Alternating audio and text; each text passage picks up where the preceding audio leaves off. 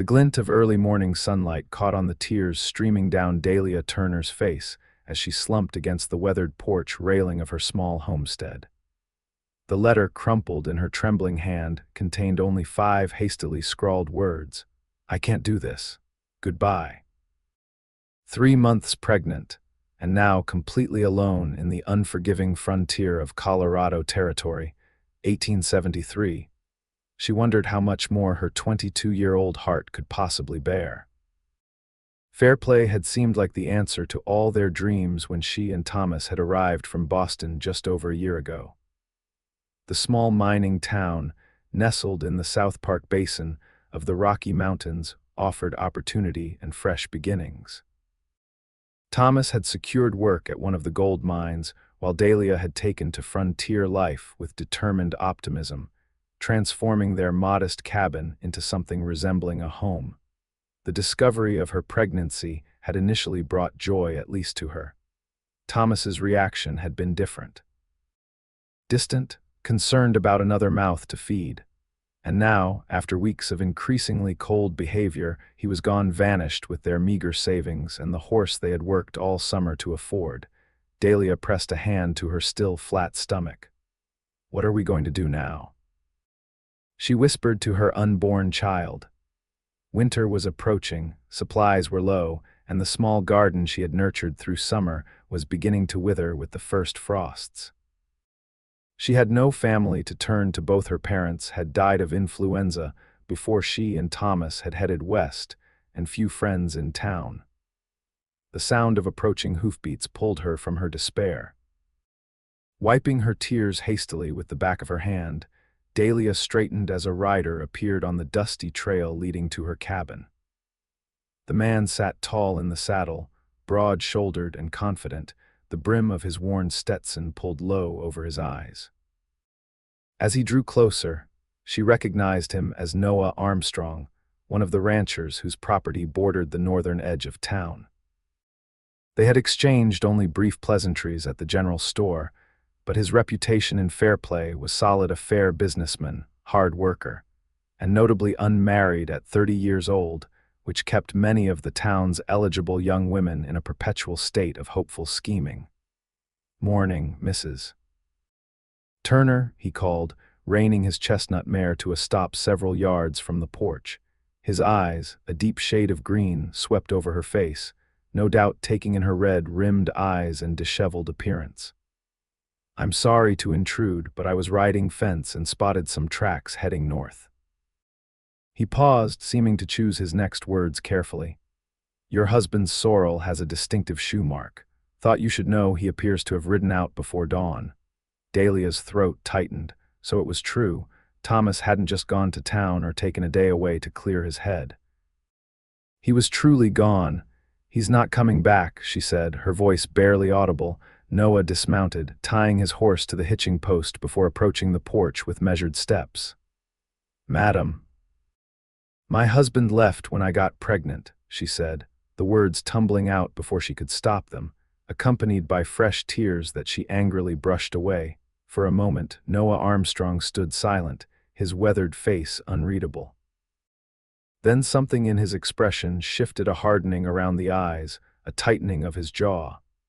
"His mistake is my blessing, Mrs. Turner," he said finally, removing his hat and holding it respectfully before him. "I've been meaning to speak with you about buying some of your land. Thomas mentioned you might be willing to sell the south pasture. I need the water rights, and you've got the best access to the creek on this side of the valley." It was a kindness, Dahlia realized, offering her a business proposition rather than pity. But the mention of water rights only reminded her of another problem. "The well," she blurted.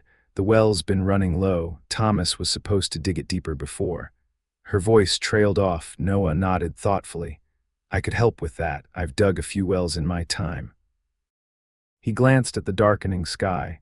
"Storm's coming in. Let me take a look at that well before it hits. Then we can discuss a fair price for that pasture." For the first time that day, Dahlia felt a small surge of hope. She had land she could sell. She wasn't completely without options. "Thank you, Mr. Armstrong." "Noah," he corrected gently. Folks who are about to do business together ought to be on a first-name basis, Mrs. Turner. Dahlia, she offered in return. That afternoon, while Noah inspected her failing well and outlined what needed to be done to deepen it, Dahlia found herself studying him when he wasn't looking. There was something reassuring about his presence, the careful way he explained things without condescension, the respect with which he treated her property and her situation.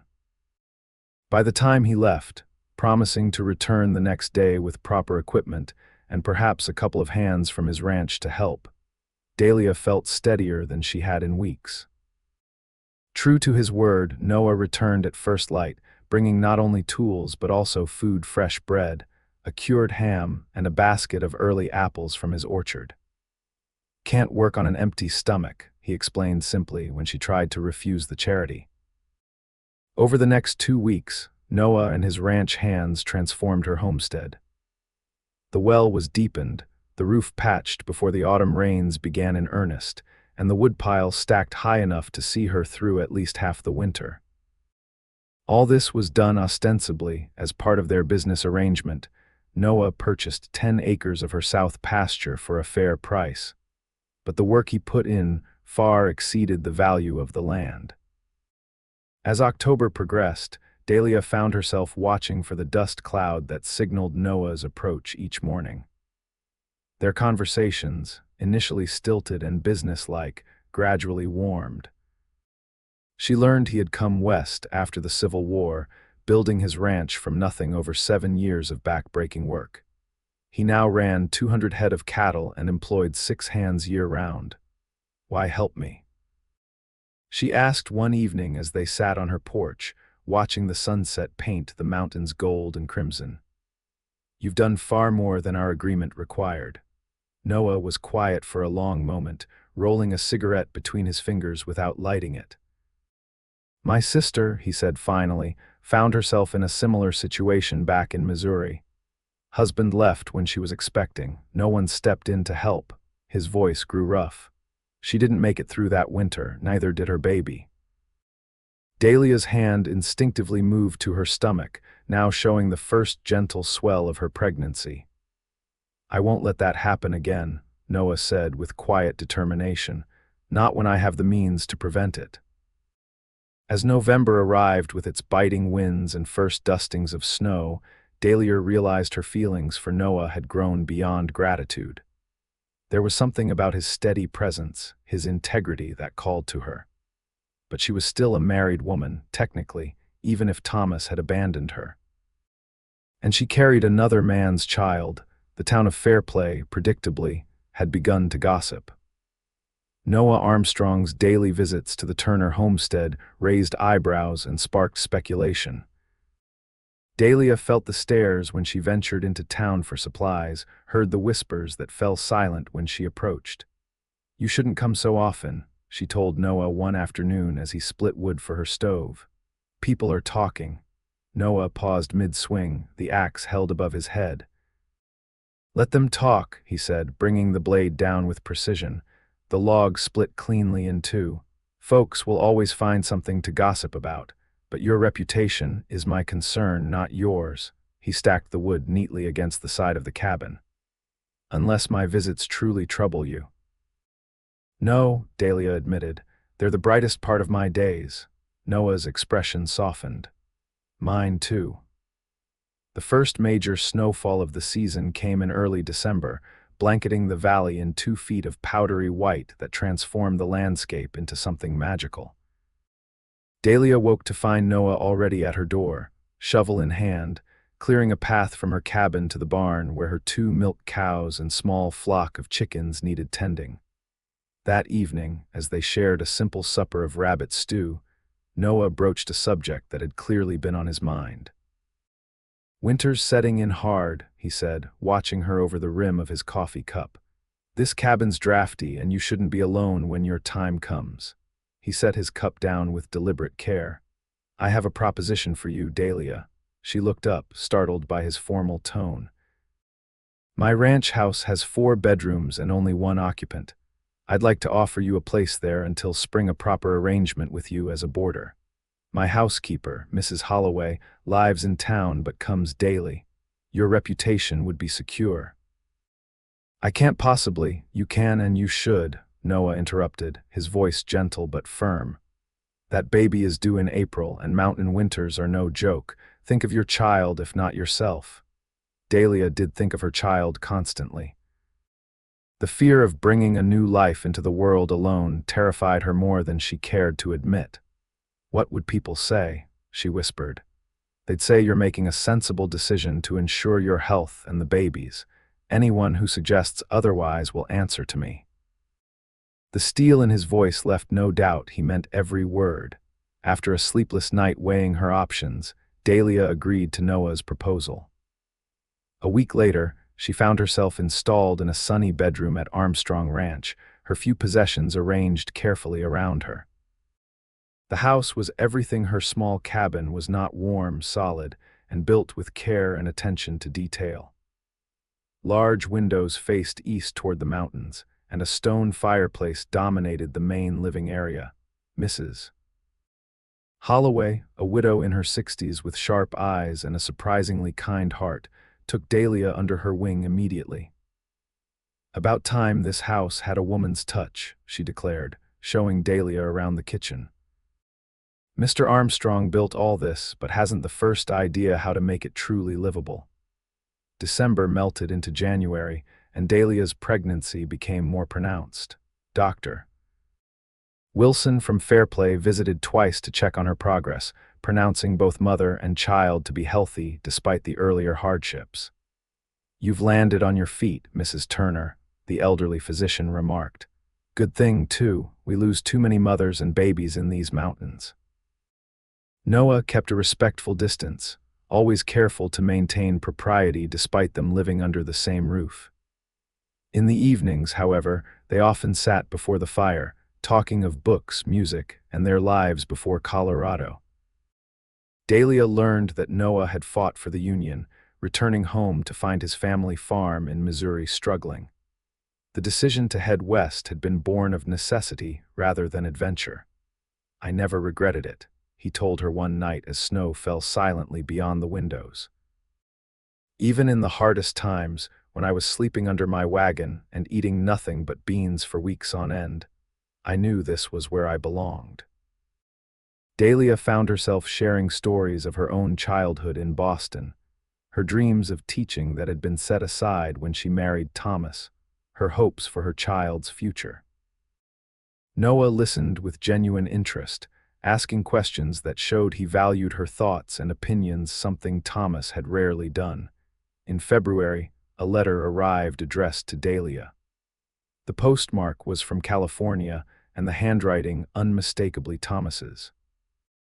With trembling fingers, she broke the seal and read her husband's belated explanations and half-hearted apologies. He had found work in a logging camp near Sacramento and met someone. He was filing for divorce and enclosed signed papers for her to complete. "He wants nothing to do with the baby," Dahlia told Noah that evening, her voice hollow. "He's met someone else and wants to marry her as soon as possible." Noah's face darkened with anger. "What kind of man abandons his own child before it's even born?" "The kind I was fool enough to marry," Dahlia replied bitterly. "At least now I know for certain, and the divorce papers will give me a fresh start." Noah was quiet for a long moment. "Is that what you want, a fresh start?" "Yes," she said softly, "for me and my baby."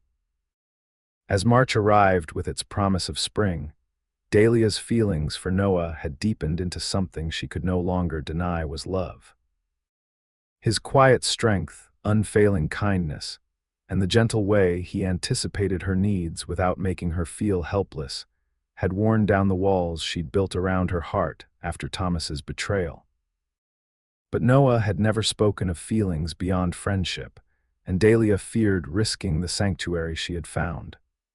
Her child must come first now, a lesson she had learned at great cost. The first signs of labor came on a bright April morning as Dahlia helped Mrs. Holloway prepare bread for baking. The initial twinges were mild enough that she dismissed them as the normal discomforts of late pregnancy. By afternoon, however, There was no mistaking what was happening. Noah, receiving word while out checking newborn calves with his foreman, rode back to the ranch house at a gallop. He arrived in time to send one of the hands for Dr. Wilson and to help Mrs. Holloway prepare the birthing room. "You'll be fine," he assured Dahlia, his calm voice belying the worry in his eyes as he briefly clasped her hand before propriety demanded he leave the birthing to the women. 14 hours later, as the first light of dawn crept over the mountains, Dahlia's son entered the world with a lusty cry that immediately endeared him to everyone present.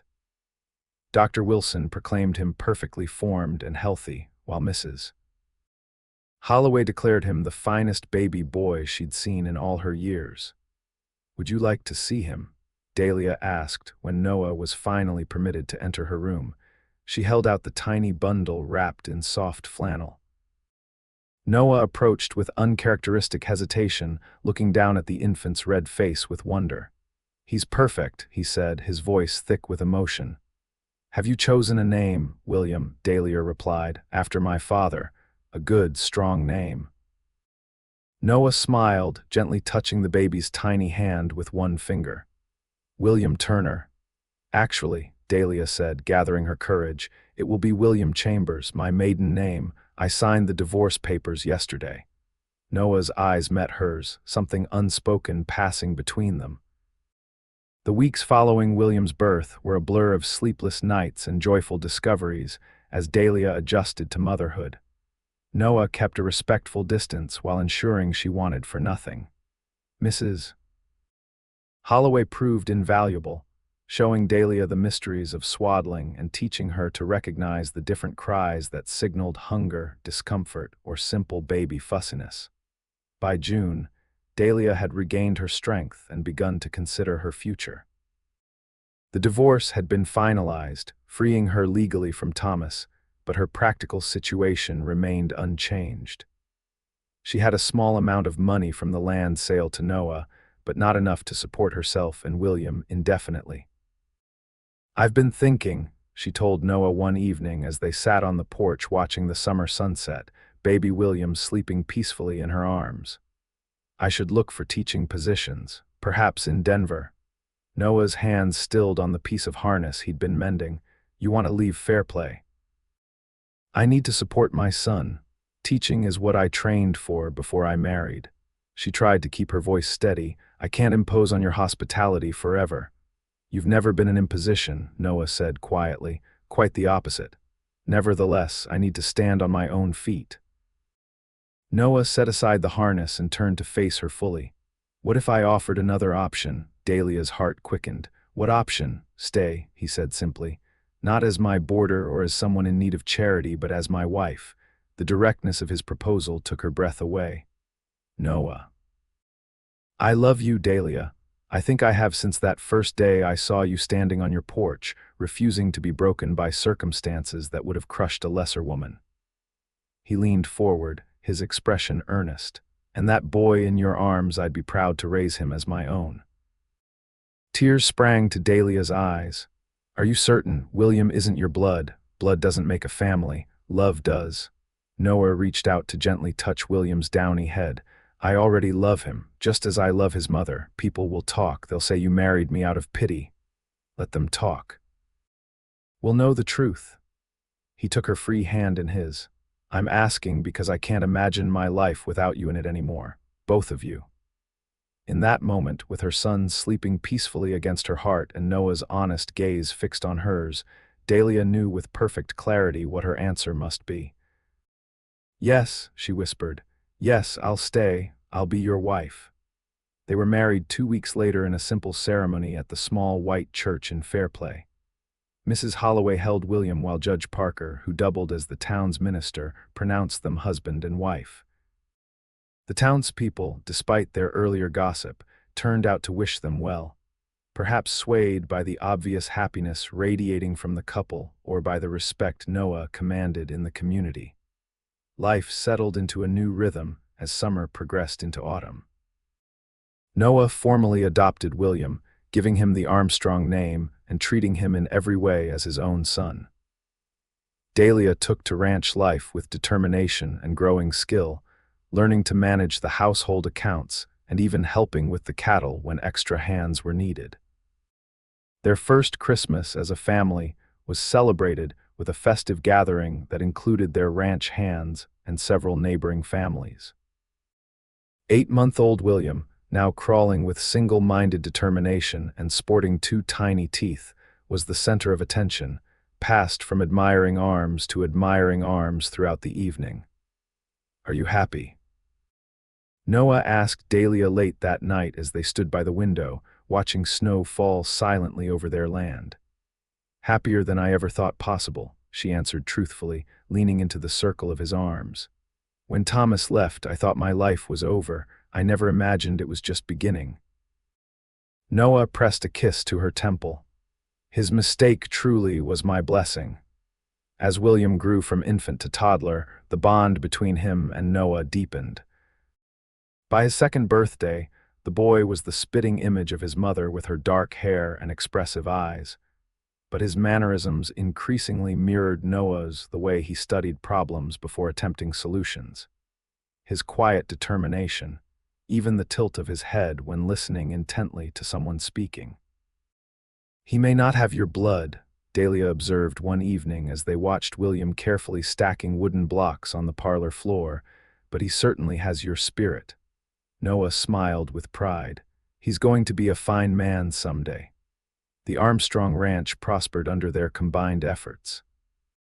Noah's keen business sense, coupled with Dahlia's careful management of resources, allowed them to weather the fluctuations of the cattle market better than many of their neighbors. When opportunity arose to purchase additional grazing land from a family returning east, they were in a position to expand. In the spring of 1877, as wildflowers painted the mountain meadows in vibrant colors, Dahlia shared news that brought tears of joy to Noah's eyes. She was expecting their child. William, now 3 and thoroughly excited about becoming a big brother, insisted on helping prepare for the baby by dragging his own outgrown clothes from storage and solemnly presenting them to his mother. "This baby will need these," he announced, depositing a pile of tiny shirts and booties in Dahlia's lap. "That's very thoughtful, sweetheart," she told him, exchanging an amused glance with Noah over their son's head. Unlike her first pregnancy, this one proceeded without fear or uncertainty. Dahlia blossomed under Noah's attentive care, and the entire ranch seemed to hold its collective breath in anticipation of the new arrival. Emma Grace Armstrong entered the world on a stormy November night, arriving with such haste that Dr. Wilson nearly missed the birth entirely. Noah, refusing to leave Dahlia's side despite convention, was the first to hold their daughter after the midwife wrapped her in a soft blanket. "She's beautiful," he whispered, tears streaming unashamedly down his face as he gazed at the tiny perfection of his daughter. "Just like her mother." William, allowed to meet his sister the next morning, approached the cradle with unusual solemnity. "She's very small," he observed critically. "When will she be big enough to play?" "Not for some time yet," Dahlia explained, smoothing his dark hair. "But you can talk to her and help me take care of her." The boy considered this with the seriousness only a 3-year-old can muster. "I will keep her safe," he declared finally, "forever and ever." The following years brought both joys and challenges. The winter of 1878 was particularly harsh, with blizzards that isolated the ranch for weeks at a time and threatened their cattle. Noah and his men worked tirelessly to protect the herd, sometimes staying out for days in conditions that would break lesser men. During one such storm, Noah contracted pneumonia after rescuing stranded cattle from a snow-filled ravine. For a week, Dahlia barely left his bedside, nursing him through fevers and watching anxiously as each labored breath seemed to drain more of his strength. The possibility of losing him terrified her in a way Thomas's abandonment never had. "Don't you dare leave me," she whispered fiercely one night when the fever peaked and Noah's breathing grew alarmingly shallow. "We need you, I need you." Whether it was her determined nursing doctor, Wilson's medicines, or simply Noah's own indomitable will, the crisis passed. By spring, though still thinner and more easily tired than before, Noah was back in the saddle, overseeing the ranch with his customary attention to detail. "You saved my life," he told Dahlia as they sat watching William and Emma play in the spring sunshine, the little girl toddling after her brother with delighted determination. "You saved mine first," she reminded him, taking his hand, "and William's." As the decade turned and the 1880s brought increased settlement and development to the Colorado Territory, Fairplay grew from a rough mining town into a more established community. The arrival of the railroad to nearby Camo opened new markets for the ranch's beef, and the Armstrong name became known for quality throughout the region.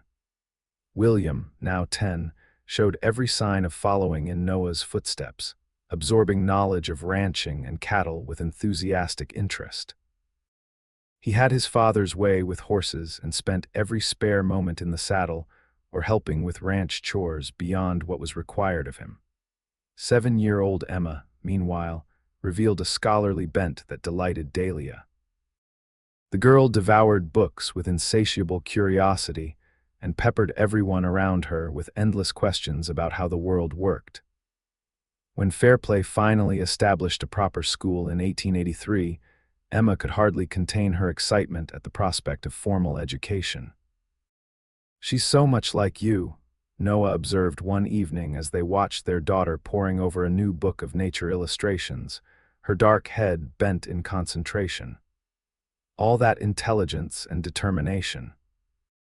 "With plenty of your stubbornness mixed in," Dahlia laughed, recalling their daughter's recent principled stand against wearing dresses for horseback, riding a battle Emma had eventually won. Their family expanded once more with the birth of James Noah Armstrong in 1884. The boy arrived with his father's green eyes and quiet demeanor, completing their family in a way that felt perfect and ordained. Through the years, Dahlia occasionally received word of Thomas. He had indeed remarried in California, but had never had other children. When news came in 1887 of his death in a logging accident, Dahlia felt a complex mixture of emotion: sadness for the troubled man she had once loved, regret for what might have been, but mostly gratitude for the path her life had taken. "Do you ever wonder," she asked Noah that night as they prepared for bed, "what would have happened if Thomas hadn't left? If he had stayed and been a father to William?" Noah considered the question with his typical thoughtfulness. "I suppose William would have had a different life." "And you would have had a different life." He drew her into his arms. "But I can't bring myself to wish for that alternative, Dahlia, not when what we have is so precious to me." "Nor can I," she admitted, resting her head against his chest. "It's strange to be grateful for something that caused such pain at the time." "Life rarely follows the paths we expect," Noah said wisely. "Sometimes the hardest turns lead to the most beautiful destinations." As the children grew, the Armstrong Ranch became known not only for its cattle, but also as a gathering place for the community. Dahlia, drawing on her educational background, began hosting reading circles for local women and tutoring sessions for children who struggled in the town school. Noah served on various community boards, helping guide Fairplay's development with the same careful stewardship he applied to his land. William's 18th birthday in 1891 marked a turning point. Having graduated from the expanded school in Fairplay, he announced his intention to attend the Agricultural College in Fort Collins to study modern ranching techniques. "The world is changing, Pa," he explained earnestly over supper. "We need to change with it if we want the ranch to thrive for another generation." Noah, though clearly torn about his son leaving home, nodded with pride. "You're right, and I can think of no better hands to help guide this ranch into the future." The day they took William to Fort Collins was bittersweet. As the train pulled away from the station, Dahlia fought back tears, clinging to Noah's hand. "He'll be back," Noah assured her. "This land is in his blood now, regardless of who his birth father was." "I know," Dahlia said. It's just hard to believe our little boy is a man already. Emma followed her brother's educational path 3 years later, though her interests led her toward teaching rather than ranching. James, showing a natural aptitude for both books and cattle, seemed destined to combine both worlds. In 1896, as Dahlia and Noah celebrated 20 years of marriage, they hosted a gathering that brought together not only their children, but also many of the people who had been part of their journey. Mrs. Holloway, now in her 80s but still sharp as ever, Dr. Wilson with his white beard and kind eyes, ranch hands who had worked alongside them through drought and blizzard and prosperity. William, home from college and already making improvements to the ranch's operations, raised his glass in a toast that brought tears to many eyes. "To my father," he said, looking directly at Noah. "Not by accident of birth, but by choice and by love, you taught me what it means to be a man of honor. And to my mother, whose courage and strength are the foundation of everything we are as a family." Later that night, as most of the guests had departed and their children had retired to their rooms, Dahlia and Noah stood on the porch of the home they had built together, looking out over the land that had witnessed their journey. "Did you ever imagine," Dahlia asked softly, "that day you found me crying on my porch, that we would come to this?" Noah's arm tightened around her waist. "I knew from that first moment that I wanted to help you. I didn't dare hope then for all that would follow." He turned to face her, his eyes reflecting the same love she had come to depend on through the years. "But I think some part of me recognized even then that you were my future." "His mistake is my blessing," Dahlia quoted softly. "You said that to me that very first day." "The truest words I've ever spoken," Noah replied, drawing her close for a kiss that still held all the promise and passion of their younger days. As they stood together under a canopy of stars, the ranch peaceful around them and their children sleeping safely nearby, Dahlia reflected on the long journey from that desperate young woman abandoned and pregnant to the woman she was now, loved, respected, and complete. The path had not always been easy, but every step had led her home. In the years that followed, the Armstrong family continued to grow and thrive. William married Mary Jenkins, the daughter of a neighboring rancher, bringing new energy and ideas to the expanding operation.